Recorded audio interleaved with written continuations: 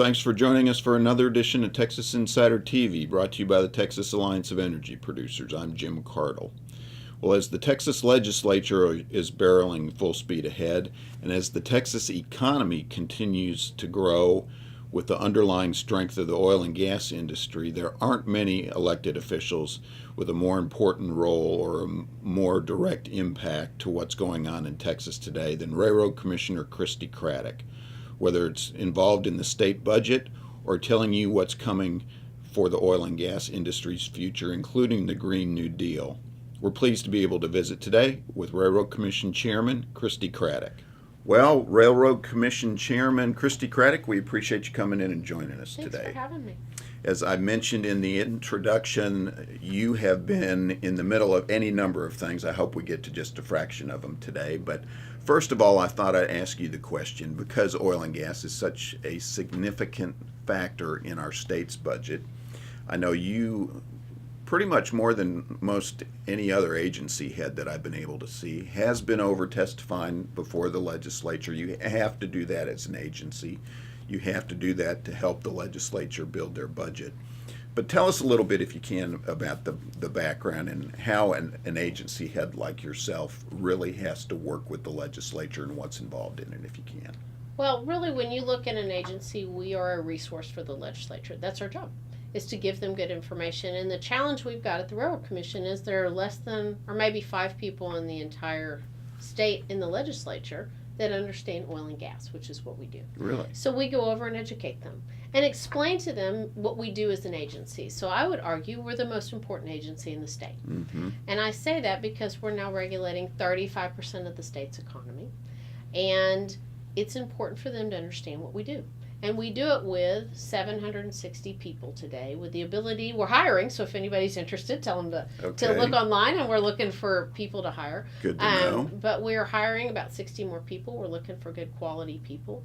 We're trying to pay them appropriately, so that's been a real opportunity for us to explain that to the legislature. We're one of those agencies that historically we've been a lower paying agency, and we're trying to be competitive with other state agencies, for instance. So we go over and explain what we do.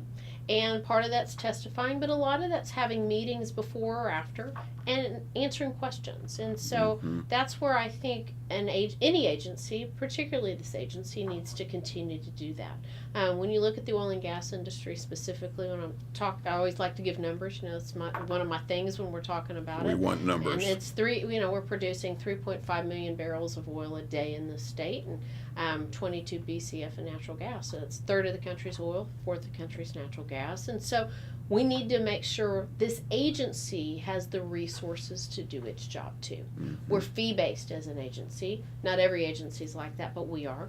And really? Okay, I got to stop you right there. Fee-based, which means the oil and gas, whether it's a pipeline, a driller, or a gas station, is contributing. Not the gas station, okay, but the pipeline companies, the oil and gas operators, gas utility, they pay for this agency. And we started doing that in 2010, 2011.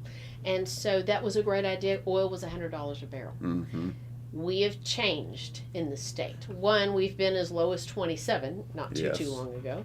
We're hitting 54, 55 today, which isn't a bad number. Mm-hmm. But technology's changed a lot, and that's where I think people are finally appreciating today.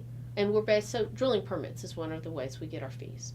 Okay. You come in and you're going to drill a well, you have to get a drilling permit from the Railroad Commission.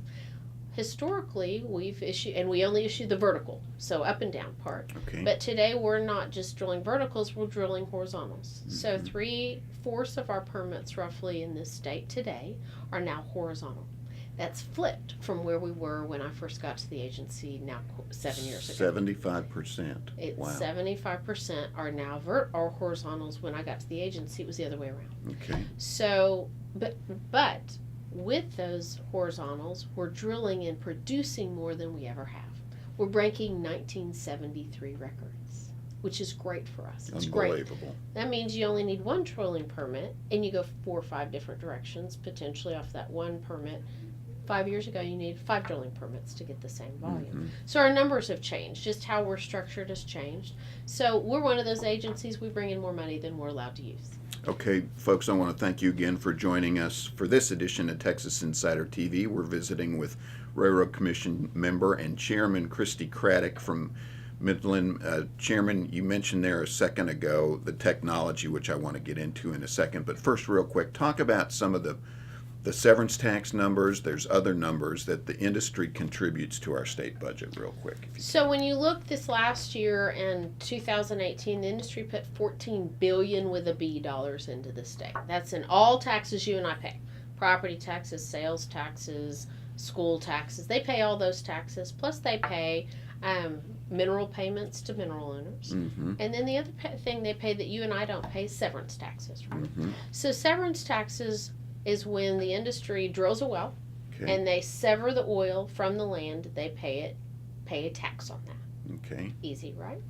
It's called the rainy day fund. Everybody Mm-hmm. hears the rainy day fund. Yes. And so today there's $12.5 billion in that rainy day fund. That's an important part for our state.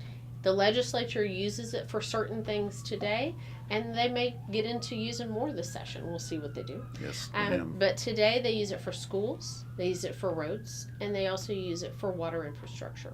So that's a lot of money that the industry pays in that you and I don't have to pay for additionally. Okay.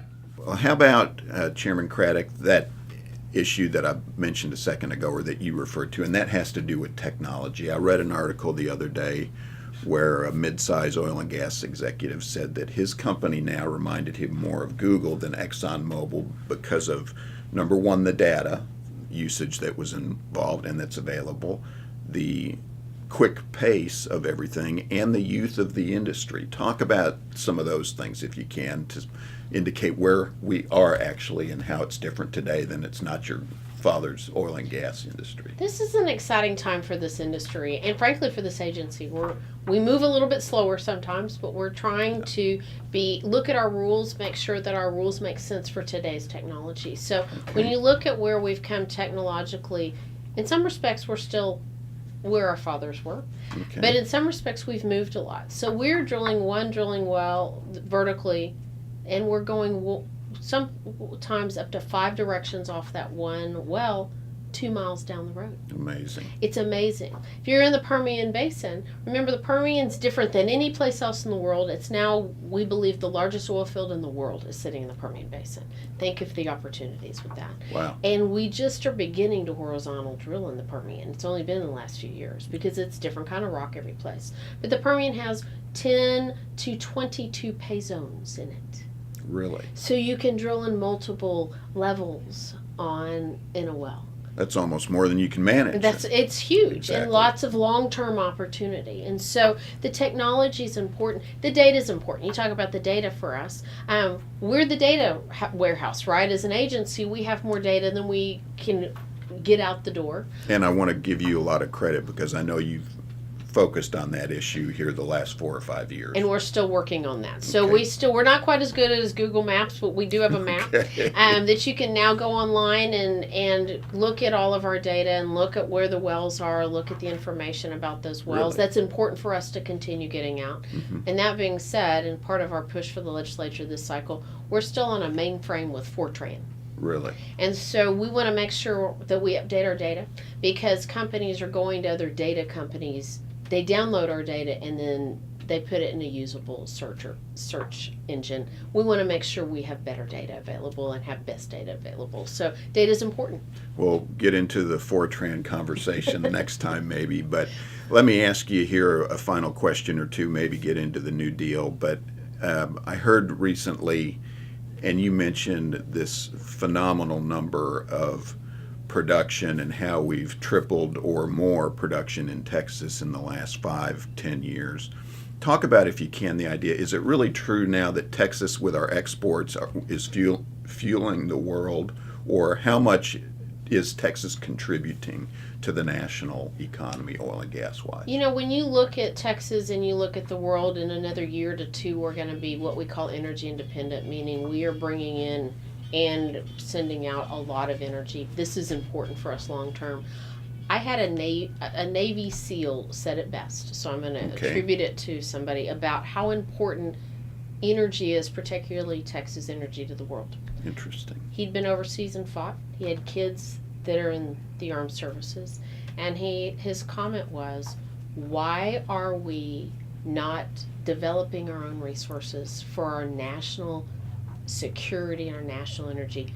We may not have to send our kids overseas to fight for energy. Mm-hmm. And that's really what this is about Mm-hmm. long term. We're creating jobs, we're driving an economy, but it's about national security. And that's where this is really important, to continue developing our own resources. So Texas domestically has contributed, I think you said, about 40% of production, correct? Today we're at about 20% across the country. Okay. About a third of the production comes from Texas. I should say 20% from the Permian Basin alone. Okay. A third of the production in the country is coming from Texas for oil. About a fourth of the country's natural gas. And remember, Texas is unique and it's great for us. We have ports, we have pipes, we have infrastructure. We need to continue developing all of that, but we can get it to market. And so we're getting it to market in Japan and Poland and South Korea and friends, frankly.